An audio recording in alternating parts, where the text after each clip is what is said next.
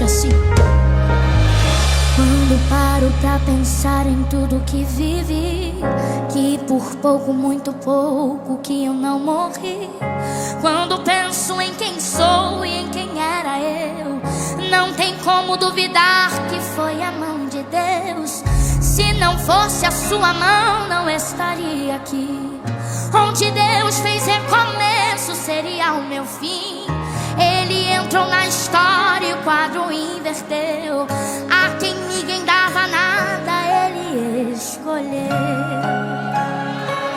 Ainda bem que Deus não olha como o homem vê, que ele escolhe quem é que ninguém quer escolher. Ainda bem que ele entra na casa de alguém só pra fazer milagre. Ainda bem que ele pega o que não dão valor, um vaso por alguém quebrar.